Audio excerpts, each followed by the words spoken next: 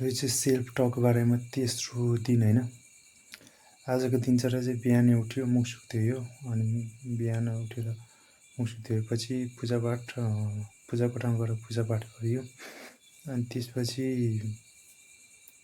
सिधै झन्डै 7 बजिसकेको थियो। अनि त्यहाँबाट सिधै अनि म देवीथानमा त्यहाँ सरसफाइ गर्न जान्थ्यो। अनि त्यहाँ गएँ, अनि झारसारहरू थियो त्यसलाई फाँटेँ। अनि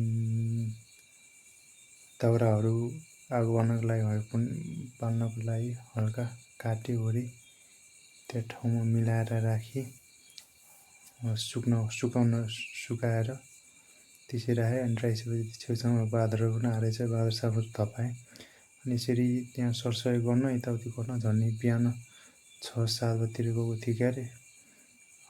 अनि त्यसपछि झन्डै 10, साढे 10, 11 जति बज्यो ती सरसफाइ गर्दा गर्दै। ठुलो एरिया छ त्यही भएर सरसफाइ गरेर अनि त्यसपछि घर फर्किँदाखेरि त्यहाँ काम गर्दा लास्ट गर्मी भइसकेको थियो र सिधै यहाँ आएर ठुलो यहाँको कटोको छेउमा बाँसबारी छ रोडै छेउमा, त्यहाँ एकछिन शीतल हावा खाएँ। अनि त्यहाँ एकछिन आरामसँग बसेँ। अनि बसिसकेपछि त्यहाँ झन्डै साढे 10 बजेतिर आएको होला, झन्डै 11 बजीसम्म त्यहीँ बसेँ, 11, साढे 11 बजीसम्म। अनि त्यसपछि अनि त्यत्रो काम गर्छ भोक पनि लागिसक्यो। त्यसपछि म घर आएँ। घर आइसकेपछि एकछिन थकित भएको कारणले एकछिन म मोबाइल चलाउँदै बसेँ झन्डै 12, साढे 12 बजीसम्म। अनि यताउति अलिअलि काम पनि गऱ्यो, त्यही भएर त्यति बेरसम्म त्यहीँ बसेँ, रेस्ट गरेर बसेँ। अनि त्यसपछि अनि खाना खाएँ। त्यसपछि म खाना खाएँ। अनि खाना खाइसकेपछि एकछिन रेस्ट गरेँ। रेस्ट गरेपछि मम्मुता धान काट्न लाग्नु भइरहेको थियो। मम्मुता जानुभयो। गइसकेपछि म एकछिन एक त रना भोक लागेको होइन, त्यही माथि खाना टन्नै खाइदिएको। त्यसपछि लास्ट रेस्ट उकुस मुकुस भएर लङ टर्ममै धेरै जसो रेस्ट बसेँ। झन्डै 12, 1, साढे 12 बजीतिर खाना खाएँ क्यारे। अनि 1 बजीसम्म खानसान सब भइसकेको थियो। त्यसपछि 1 बजे, साढे 1 कि 2 बजीसम्म रेस्ट गरेँ होला मोबाइल चलाउँदै। अनि त्यसपछि मेरो कपाल हल्का यतातिर कस्तो सक्सक भइरहेको थियो। त्यही भएर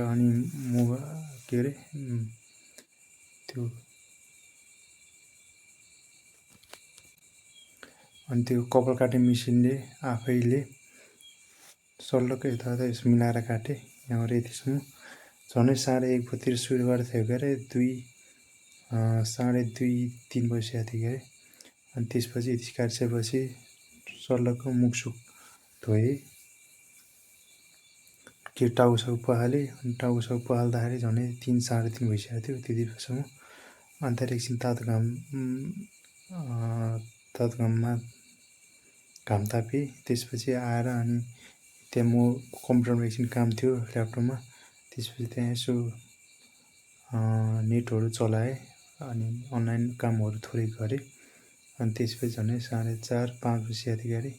त्यसपछि अलिक अँध्यारो भइरहेको थियो क्यारे। अनि मैले चाहिँ कम्प्युटर बन्द गरेर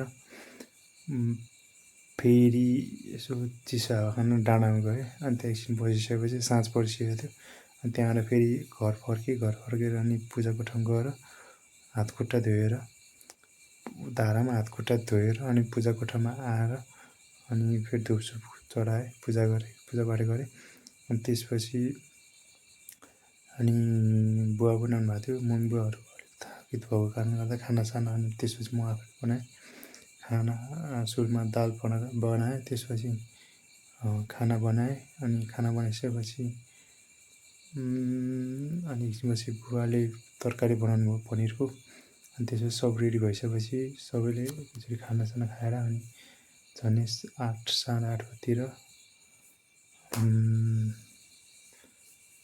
सुत्न गएँ। हवस् त आजको दिन यति नै। बाँकी दिनहरूमा फेरि यसरी नै अपडेट आउनेछ। हवस् त, धन्यवाद। कपाल कस्तो काटेछ हेर्नुहोस् गाइस।